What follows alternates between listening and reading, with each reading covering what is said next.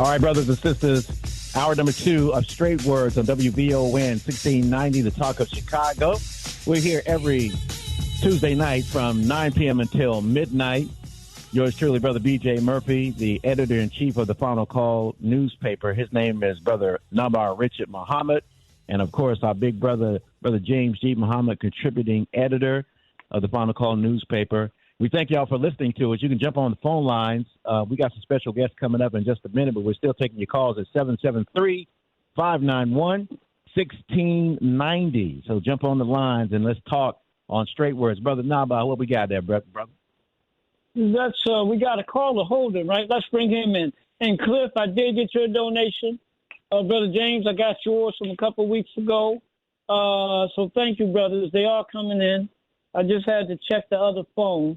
But, Brother BJ, give that information one more time. Then let's bring our caller right on in. That's right. Let's roll those cash apps tonight. $ Straight Words. $ Straight Words. You want to make a donation to the program so we can stay on the air here at WVON. Also on Zelle, 312-480-9775. On PayPal, it is Straight Words, the number 4 at gmail.com. So make a donation and help the brothers out on WVON. So we got a caller on. I think Cliff was holding on, right? Oh, Coleman. I think.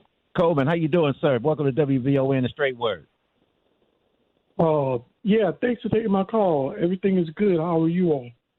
Doing fine. Good, Great. brother. Thank you. Oh, yeah, no problem. Yeah, what's on your mind? What you want to talk about?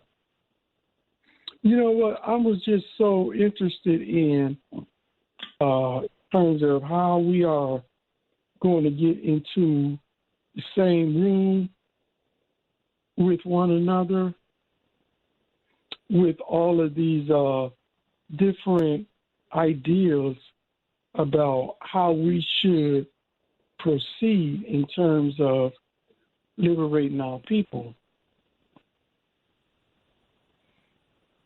And one of the problems I have is with it is that if we are having a conflict with the Negro community,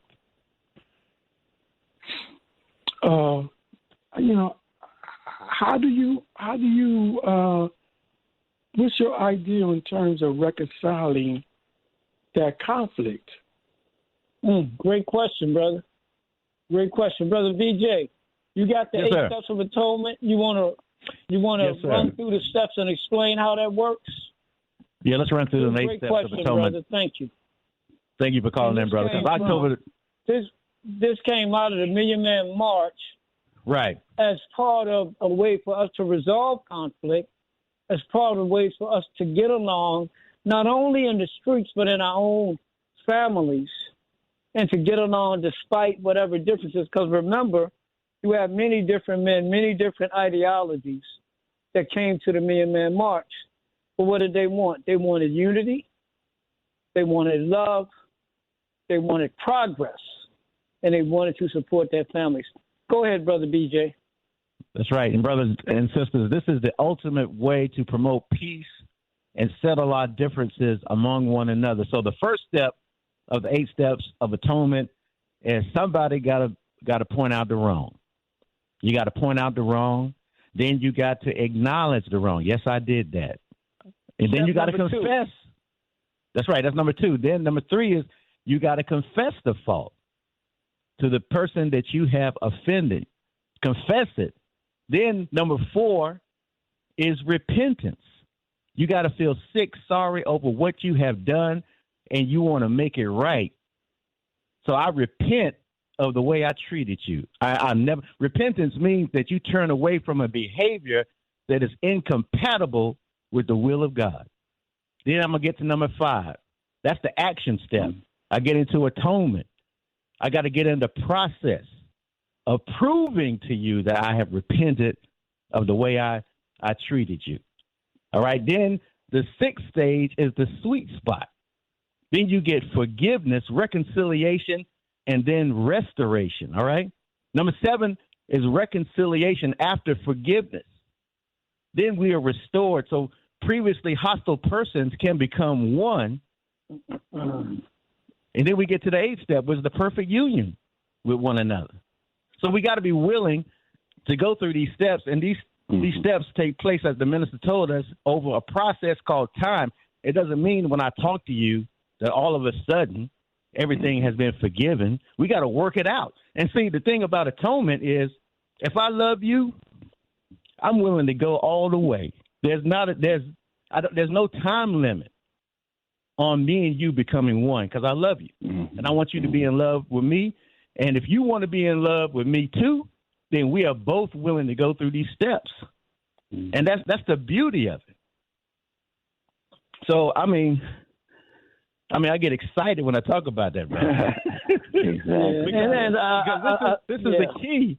This is the key to us when we see one another. Man, our hearts should be bursting with joy, because who wants to be around other people and not be in harmony with the people that you say you love, right? So that's in the church, that's in the mosque. You know, we can't fake love. We can't fake it. You know, Brother BJ, I want to say one thing, then I want to bring in Brother Jonathan and Sister Crystal before we get to our schedule. But, brother, thank you for calling. See, an example of that is me and Art. Yeah. We have a slight disagreement on maybe tactic, process, and our personal feelings. He doesn't feel threatened by police. He feels more threatened by the people in the community.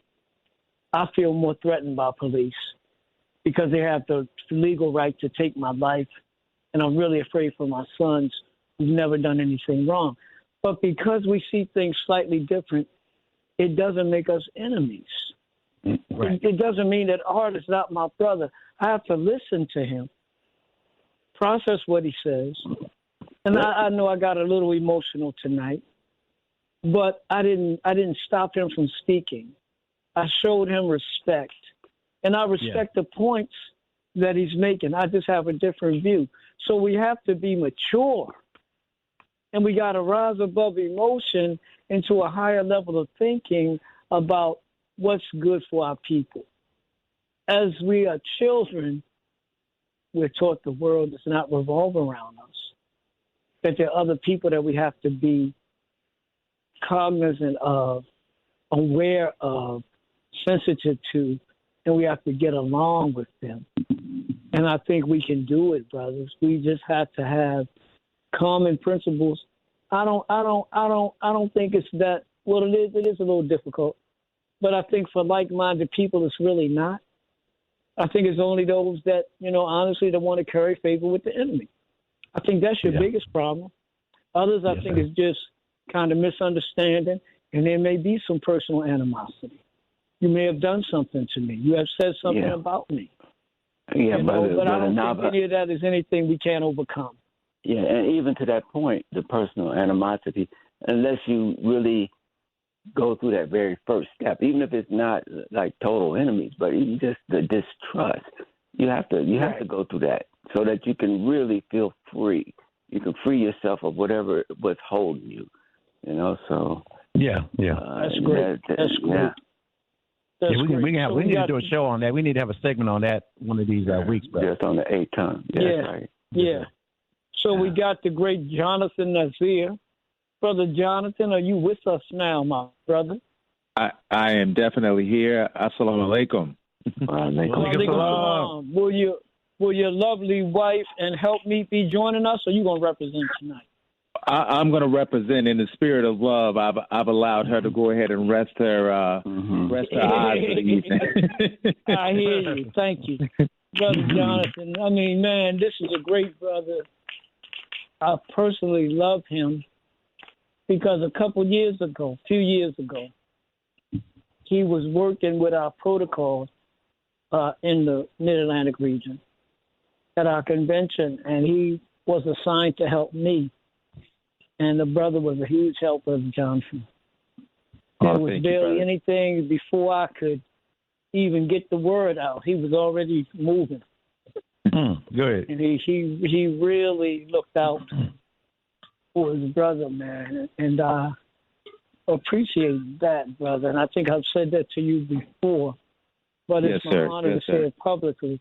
So now you're operating out of Rock Hill, South Carolina, and you got something going called Farmacy, Farmacy. What is that, my brother? Well, pharmacy is the concept, and that's pharmacy with an F, because food is medicine, and so it is time for us to restore our health and our wealth, and the best way for us to do that is to eat better. In marginalized communities across the country, we've been plagued by diseases such as hypertension, high blood pressure, and diabetes. And so one of the ways that we have an opportunity to change that narrative is by having greater access to good food, to good whole foods, and us having the ability to support Black farmers in that process. And so that's what Farmacy is all about here in Rock Hill, an opportunity for us to connect the consumer who is in need of good quality food with Black farmers from across the state who have great food that they're producing. Wow. So you do a couple things. One, you work with Black farmers to bring in produce, right? And I believe your current location. Give us the address just in case anybody in South Carolina. What's your address, my brother, for the Farmacy in Rock Hill? Well, thank you, brother. It is 641 Crawford Road. We are right in the heart of the south side of Rock Hill, which has always been the Black community. And so we're right in the midst of all the action. Wow. Now, you have a website. You got some social media? Absolutely. You can join us on the web at www.growwithvictory.org. And also you can find us on social media at Farmacy, FARMACY, on both on IG and Facebook. Now, Brother Jonathan, how long have you been working with Black farmers? Where did you start? And tell me something about how you've grown over the years to now have a location in South Carolina, Rock Hill. Well, oddly enough, I grew up in Greensboro, North Carolina. I grew up with grandparents who with a grandfather who worked multiple jobs, and farming was just one of his many jobs. So I wouldn't say that I'm a farmer. I just grew up around a farmer, and I swore that when I left there, I'd never stick my hand in soil again. But as I got older, I realized the importance of good food. And so, I spent, and Brother BJ hates when I tell this story, but I spent close to 20 plus years in radio and marketing. I was actually Brother BJ's intern when I was in high school. Man, don't tell people that. Make me old, brother. No, that just means you produce great people, Brother BJ. I take credit. Tell him you was my intern when you was in high school. I take credit for you, Brother Johnson. Don't worry about it. Yes, sir. Well, after several decades in radio, television, and marketing, I transitioned over to doing this work with this nonprofit full time, of really trying to spearhead community redevelopment through urban farming, food production, food access, and job creation in these marginalized communities. And so in 2021, we launched Victory Gardens International, which is a 501c3 community development corporation, specifically focused on these particular areas. And so we were connecting with Black farmers from across the state. And what we found out is that Black farmers are really good at growing food, but not so good at marketing and distribution. And so we saw it as a great opportunity to create a marketplace in the community where folks could come and actually purchase from these Black farmers who typically they never get an opportunity to meet. There was a point in our lives where many of us knew exactly where our food came from, who was growing our food, but now because of these big box grocery stores who are typically importing food in from all parts of the world, but not from your own backyard, they never get an opportunity to meet the person responsible for what you put on your table. And so now that the farm stop is just that, it's an opportunity for farmers to stop by our spot, market their product and service, and we're just there as a conduit to kind of connect the farmer and the consumer. Now, brother, you got to give me that location again in Rock Hill, South Carolina. Give me that address one more time. 641 Crawford Road, Rock Hill, South Carolina, 29730, and we're just about 30 minutes outside of Charlotte. Now, Brother Naba'a, can I ask you a question? Yeah, real go quick, ahead. Brother Naba'a? Get in there. Get in there. I was going to say, Brother Nazeer, that I went to this grocery store the other day, and my wife put these potatoes and onions in the oven, and when we took them out, this white stuff was coming out of the food, right? I said, well, where did these people get the food from? So I did some research, and all their food comes from Germany. Yes, sir. And I said, like you were just talk about how we have no idea what we are eating when we go into these grocery stores, brother. No, I mean, if we look on social media, there are pictures of people painting white potatoes red, and obviously a ton of GMO foods and things of that nature. And so, even when we talk about folks having allergies the way that they do, and that's because they're not eating local. Local bees pollinate, obviously giving the body some resistance to some of the pollen and things in the air. We've gotten so far removed from that we're really killing ourselves by not eating locally. Most of these the foods that we're getting out of grocery stores are picked unripened.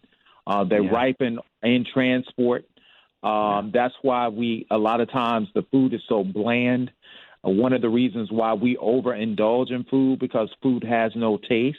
And then we live in a society where cooking is almost obsolete. We allow everybody to prepare food for us rather than us prepare it for ourselves. And so, and it is one of the reasons why we're putting ourselves in an early grave, because of the lack of nutrient-dense food and just a lot of empty calories and processed food that we're eating nowadays. Now, Brother Jonathan, you have a physical location now, but that's not where you started. I believe you kind of started with a little cart. So let's talk about how you started with the cart and how you grew to where you are now.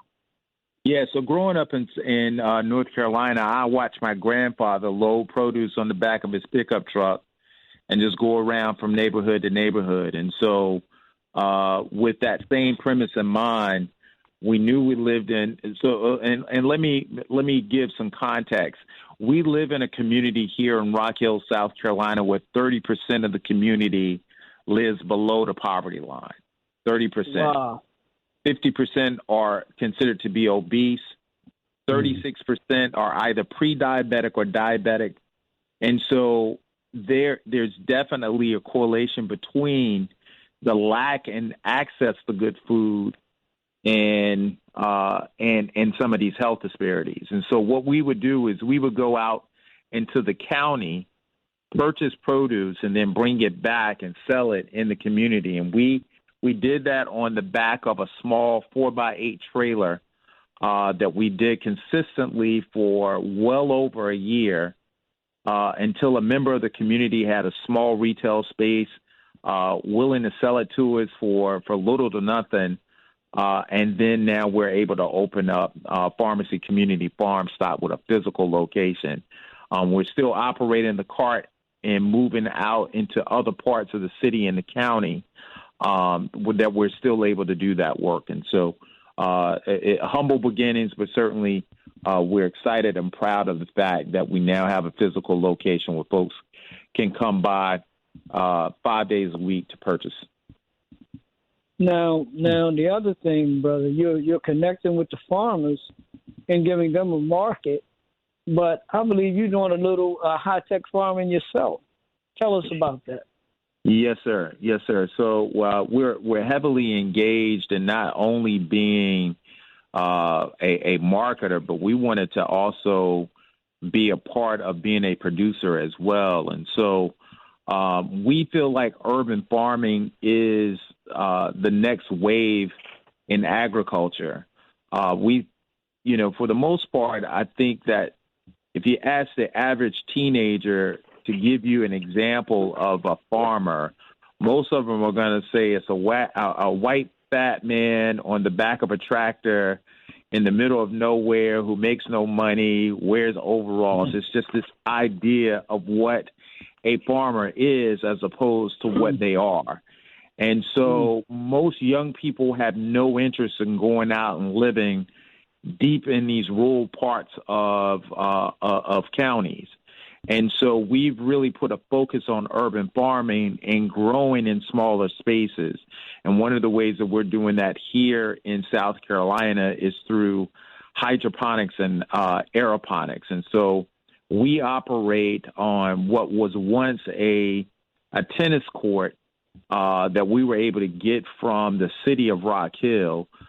We are operating a 28 by 48 foot greenhouse, but we're producing the equivalence of about 4.5 acres by growing aeroponically in these aeroponic towers. And we're producing roughly about 1,500 heads of leafy greens and bunched herbs that we now sell back out to local restaurants and food hubs in our immediate area. So it is certainly one of the things that we're advocating for is the economic uplift that comes from farming and comes from being a producer of food. And so, and now we've got the opportunity to expand and do some other things, but we also wanted to make sure that we had some skin in the game and being a grower and a producer ourselves. So instead of growing on four straight acres of land, you have these towers, right? They're in water, right? Yep. So they're growing in water. So what ends up happening, brothers and sisters, it's not traditional farming where you're growing in land like 4 acres, but the towers are in water. I'm simplifying this, of course, but the food grows out of essentially the towers, kind of like the old-fashioned when you would do the tomatoes, right? And you would wrap them around something and they would grow around it. Yeah. But it's much more complex and really fascinating, brother. Now, I know you've got some stuff going with young folks. I know you got some talk about a little bit with the young, and you're creating a space for the old. Man, I wish I need to get to South. What's that address again, man? 641 Crawford Road, and we would love to have you down. 641 Crawford Road, Rock Hill, South Carolina. We're doing quite a bit, Brother Naba'a. One of the things that we're really excited about is the fact that we're working with our youth. So we offer a youth workforce development program during the summer where we're taking neighborhood youth and we're exposing them to this space of agriculture, which, to be quite honest, guidance counselors, and if they've never even met a farmer, they don't realize the opportunities that present themselves centered around agriculture, agribusiness, sports nutrition, being a registered dietitian. These are all careers centered around agriculture. And so when we talk about hemp production and cotton production and poultry science, these are just a number of different careers centered around ag that most of our young Black children never get exposed to, and specifically our young Black men. And so this is an opportunity for them to be able to not only learn a skill set that provides them a great livelihood, but for many farmers, and all farmers are entrepreneurs in some way, shape, or form. And so it's an opportunity for them to be able to work for themselves and do for self, which is obviously what we teach anyway. And so we're able to expose those young people. We're taking them out on college tours. We're bringing in experts on financial literacy so that they understand how to spend their money. And they're also giving back to their community. Many of them are working with some of the elders in the community, and so it's an opportunity for some multi-generational bridge building. It's an opportunity for them to, cut some grass and clean up some of our elders' yards during the summer. So we're teaching a work ethic early on to get them vested into this food supply chain piece, but also getting them vested into their community and realizing that they are responsible for making their communities a decent and safe place to live. Man, that's great. Brother BJ, we got about 5 minutes for this segment. How much time we got left? So, look. We got about 4 minutes left. Yes, sir. 773-591-1690. Call and ask this man some questions. 773-591-1690. This ain't your granddaddy's farm. Nothing wrong with your granddaddy farm, though. I'm not disrespecting your granddad, because without granddad, we wouldn't be alive, because he fed us food. But now we got a modern, right down to the modern times, up-to-date farming style. Brother Jonathan, we got a few minutes. One, give me your website again. The website that you can find out more information about our organization is growwithvictory.org. We got the name Victory Gardens based upon the old wartime effort where the U.S. asked folks to start growing right here in their own backyards and parks and vacant spaces so that they could send all of the rations across seas to the soldiers fighting in war. Well, we're still fighting a war. We're just fighting it on the home front when we're talking about policies that have allowed people not to have grocery stores in their community. This is not something, when we talk about food deserts, we prefer to use the term food apartheid, because deserts are something that's naturally created. Apartheids are based upon policies. And so policies like redlining, those are the reasons why we don't have grocery stores in our communities. And so we still say that we're fighting a war. We're just fighting against poverty, obviously systematic racism. And so we are still fighting to get good quality food in the mouths of people in our communities. And so that's the reason why we came up with the name Victory Gardens International. And so you can find out more information by joining us at growwithvictory.org. Well, and brother, you're not only doing that, but you're supplying now, check this out, brothers and sisters, you're supplying produce and other items to local businesses that want it right there, right?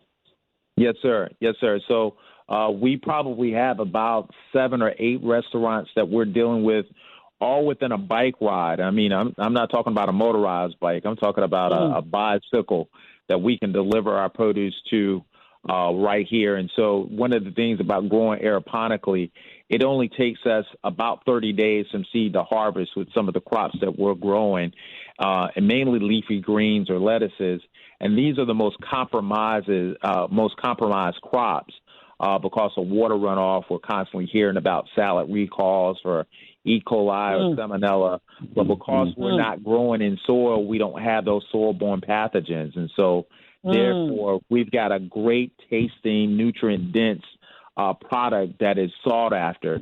And so one of the reasons why we're looking to expand our production. But local restaurants are loving what we're producing, and it's good for the body, and it's good economically for the community as well. And we can reshape our communities by looking for new industries and creating new industries. And we feel like urban agriculture is that industry that can be a game changer to our community. Hey, can I ask a question, Brother Naba'a? Go ahead, Brother James. Go on, get in. Yeah. You mentioned how the nutrient-rich the product is, and you may have talked about this, because I had to step away for a minute. But if it's not grown in the soil, from which what I would imagine that's where a lot of nutrients gets absorbed from the soil. Can you talk a little bit about how, it's such nutrient rich, or what I might have missed on that aspect of it, if it's not grown in Not a problem. So, and especially with leafy greens, to be quite honest, lettuce will grow in a ditch if you allow it to.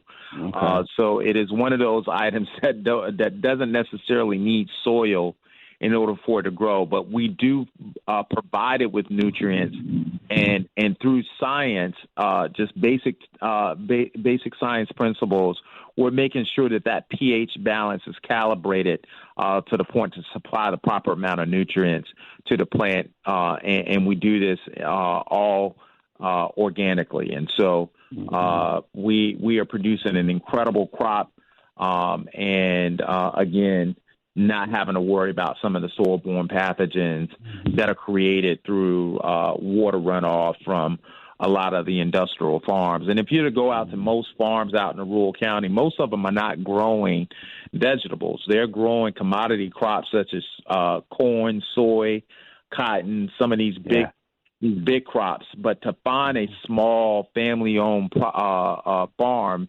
it's few and far in between nowadays. And so we have to change that, especially in a community that's already lacking access to good food. One of the best ways that we can do that is by planting a seed and showing people how to do for themselves and how to grow food for themselves. So a couple of other quick questions, and but let me know if I got time. Go ahead. You mentioned you mentioned something to the fact that there's not a lot of small farmers these days, I guess. One question is, then what does that mean for the black farmer?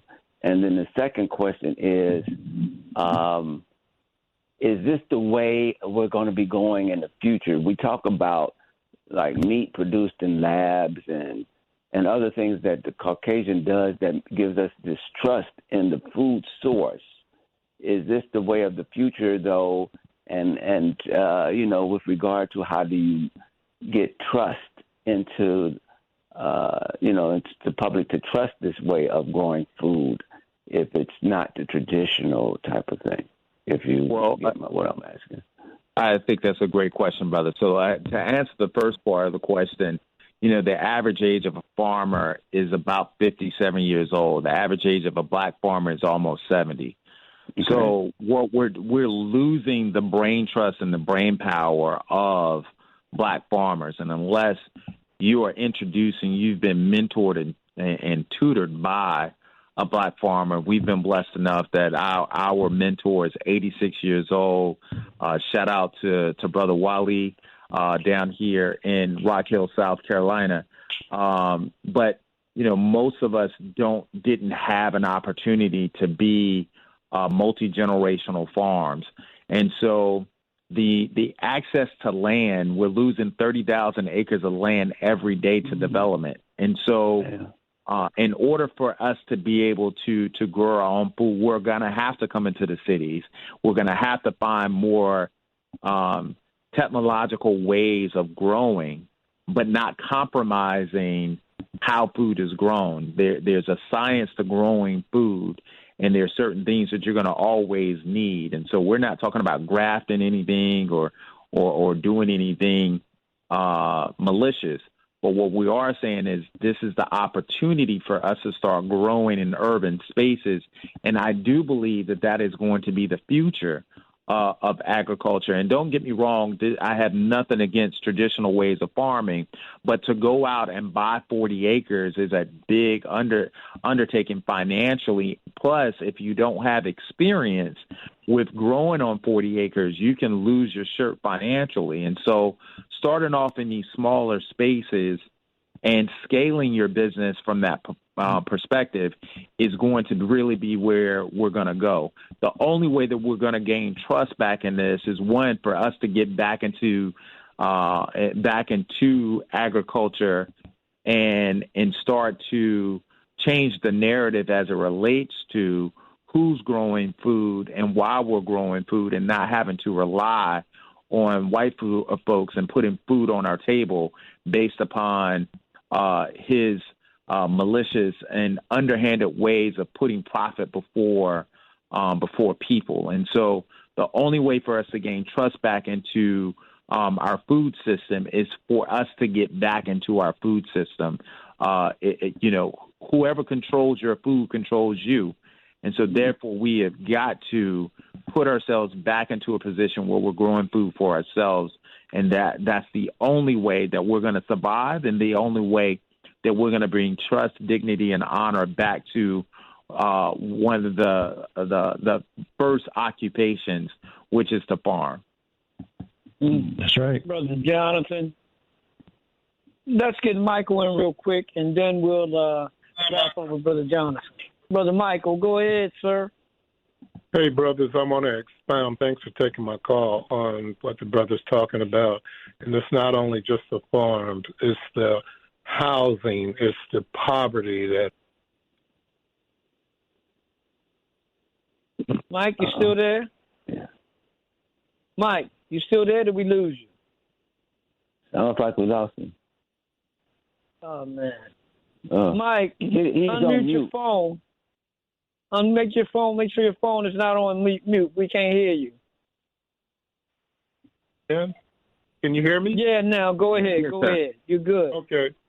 Unfortunately, the problem goes a lot deeper than just the black farmer. It's the redlining by the banks, the destruction of the black man's credit, the destruction of the black man's wealth, which it doesn't make any difference if you have fresh food, if you don't have the money, number one, for the farmers to be able to raise the crops, and number two, for people to come in and buy the things without having to pay it all back into the bank in interest. And as long as you have these crooked credit companies, such as a company called Exactos, are you brothers familiar with them? They are coming in with a conglomeration that's buying up all the land. And they're going to continue to raise the price and tax black people right on back to the 1920s. Until we address those issues, it's going to be difficult for number one, for me to have the money to come and buy the fruits and vegetables, and number two, for the farmer to be able to sell them at a market rate, which is commensurate with what people can afford. And so if you could expound on those additional issues that just seems to have us by the throat, and there needs to be more leadership. So as you're talking about these issues, maybe expand on problems that we're having where the banks have bought up repossessed the farms. Everything that we have is being repossessed or being sold because we can no longer pay the taxes on it. Now, thanks for taking my call, brothers. God bless. Okay, thank you, Mike. I'll just say this, and Brother Sister Melody, don't worry. We're coming to you, and we're going to give you all the time that we promised. Okay, give us a couple more minutes. One, brother, you're right, but I think Brother Jonathan is talking about a solution. Buying small lots and then using those lots, using your backyard, right, Brother Jonathan? Yes, sir. No, absolutely, because those are the things that we can control. We own our lot, our small plots of land in our community, vacant lots. Who may have been a family member may have had this lot for years and years. So heirs property is a little different when we're talking about smaller lots as opposed to large acreage and fields. And so I will agree with you. I think that USDA has certainly crippled black farmers for decades. They're trying to make some amendments now and trying to give opportunity to apply for grants and things of that nature. But historically, USDA has basically put black farmers out of business. And so now they have this interest in getting more black farmers vested in the space. We have to get back into agriculture. There is no other way that we're going to be able to control what we eat unless we take part. And the system has been set up to make us hate the land. We hate the land through being enslaved. We hate the land through the Jim Crow era. with being tenant farmers and sharecroppers. And so it has put such a disdain in our heart and in our spirit. But we have to overcome that and get back to the land, start putting our hands back in the soil, start cultivating and building something for ourselves. And the only way that we can do that is by educating ourselves and coming back to what was ours, which is the land itself.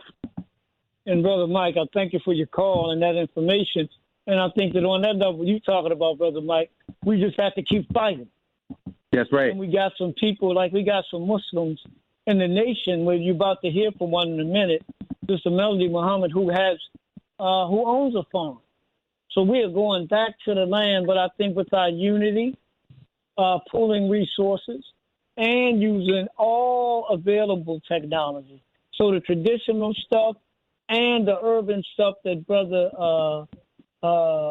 Jonathan is talking about, I think they can go hand in hand. Brother Jonathan, man, I'm sorry. Sister Melody, I'm sorry, but I got to ask this question. You grow tomatoes by any chance, man? You grow tomatoes? We don't grow tomatoes, but we've got some incredible black farmers down here who do. And so, if there's a way to get you some tomatoes from South Carolina, beloved, we'll make sure that happens. And they taste like real tomatoes, right? They taste like real tomatoes, brother. It's not that bland stuff that you're getting out of the grocery store. Man, Brother Johnson, I don't care how good it look, it don't taste good. Thank you, brother. We'll stay in touch with us, okay? Thank you so much. Absolutely. Thank you all for your time, brothers. I appreciate it, and great job with an incredible program. As a former radio guy, I take my hats off to you, but I don't have to do that. You've got a world-class Hall of Famer on here too. So that's right. Yeah. We need you for. Hey, we can use your expertise on sales, brother. Some sales. Yeah, we can definitely. Talk to them quick now. We'll talk about that offline. But thank you again, brothers. We appreciate you all and appreciate your spirit. All right, brother. Yes, sir. Assalamu alaikum. Let's bring in the patient, the bright, the brilliant, the beautiful Miss Melody, Sister Melody Muhammad. Assalamu alaikum. Wa alaikum salam. How y'all doing? I know we'll be doing fine. I know we got you over late. Sister Melody. Yes, sir. So we wanted you to come on. Well, I'll ask you, where do you want to start? Do you want to start with the blacks and urban gardeners, which dovetails right into what Brother Johnson was talking about, conference, or you want to start from your work and then segue into the conference? Either way. So you pick how you want to work. I know you had asked about the Bugs conference, so if you like, I could start there. Yeah, we'll start there and we'll end up on your thing. How about that? Sounds good. You want to give a brief introduction, Brother Naba'a? Yeah, Sister Melody, well, you need to tell us about yourself first, and then you'll get to the Bugs conference. Okay, so I was just dozing, but listening to just a great conversation that y'all were having, and the brothers spoke about so many things, so I don't want to just be redundant. But I grew up in Harlem in New York City, so unlike him, I didn't grow up around farming. However, after, of course, being in the nation and realizing after hearing Dr. Aleem and Minister Farrakhan talk about hoop houses and things like that, it just automatically struck a nerve.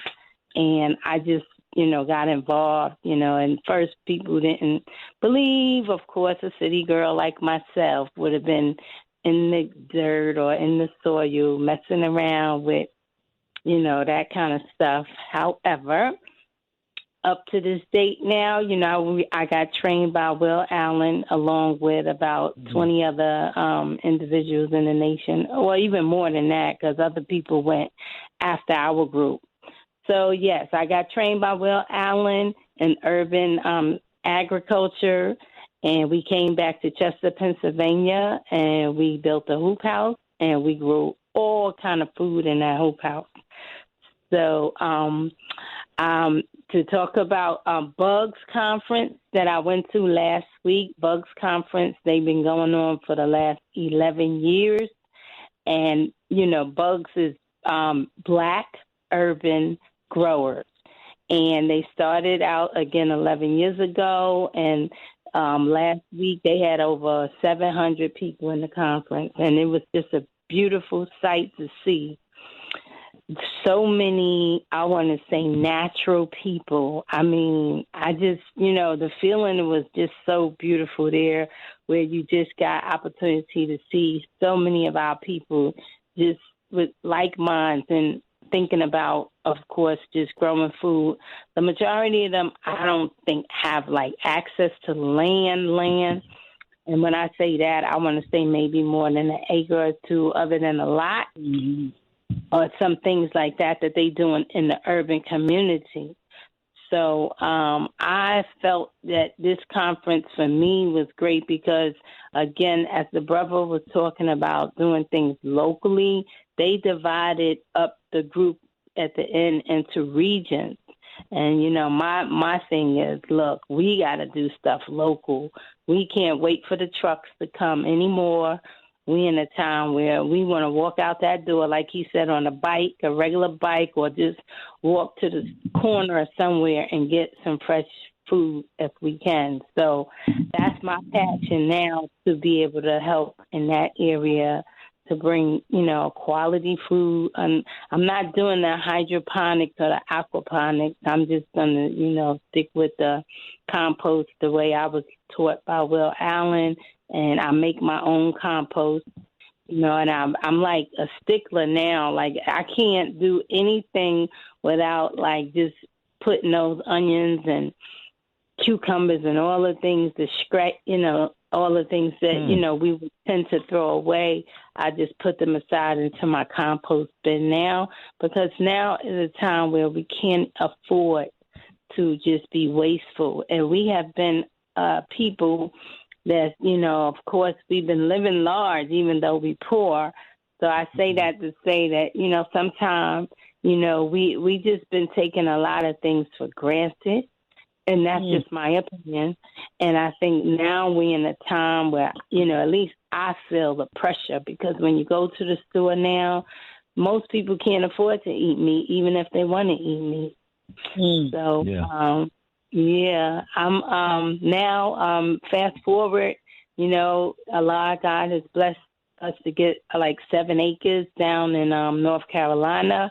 And I Googled it. It's like 4 hours from where the brother is, in like the area of Rock Hill. So we're not too far, but we're not real close. But hopefully we'll be able to do some work together, because I think moving forward, we're going to have to, again, network with people that's as close to us as possible for different produce and then value-added products. Dr. Ridgely was talking about the value-added products, because the truth of the matter is people will buy my carrot cake quicker than they will buy my carrot. That's just real.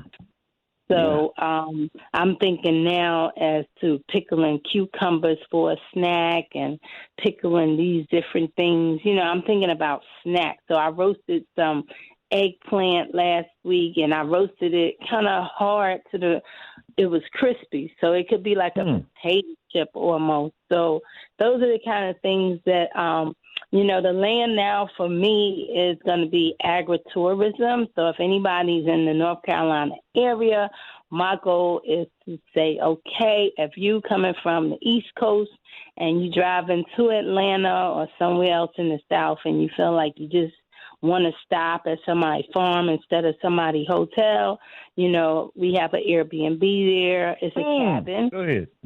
So, yes, you'll be able to stay in the cabin. It's on Airbnb now. You could book it. And, again, you could stay overnight and make the best of, your time and, see a few things that, it's needing more, work. It's a process. So I'm just grateful and thankful that I've been in a position now to continue to just hopefully educate young people and get them involved. But we need funds, because we want to have like four-wheelers and things like that to attract young people. We don't want it to be like, they come in and they just bored to death. So I'll stop right there.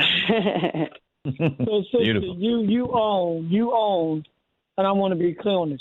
You own right now 7 acres of land, and that's where in North Carolina. It's right outside of Greenville, North Carolina. It's like called Gold Point. It's right outside of Greenville, and very good. It's a rural area, so it's not like right in the urban community. However, What city is it, Sister Melody? What city is it? It's called Gold Point, right outside of Greenville, North Carolina. Goldsboro. That's what I was trying to say. I'm from Goldsboro, North Carolina. I was working at the North Carolina A&T Goldsboro Farm, the research farm there. Oh, wow. Okay. Go ahead. Yeah. I just stopped because it was too far. So you've got 7 acres now. Yes, sir. And you talked about agritourism, which I think is great.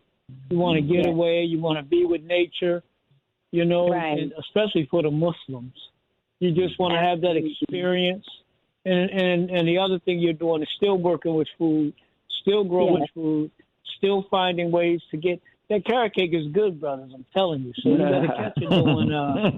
better catch it during Savior's Day in Detroit, which is coming up in February.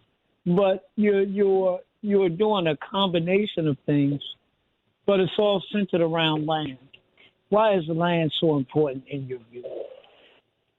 Wow, now it seems like every time I, hear the minister speak and, he talks about land and the value of land, he said, we can't really even have a nation, I'm not quoting his exact words, without having land. So even if they offered us reparations, we don't want money, we want land, because with land we could build stuff, of course we could feed ourselves. And I'm just, so passionate because I just wish, I was younger, understanding the value of nature.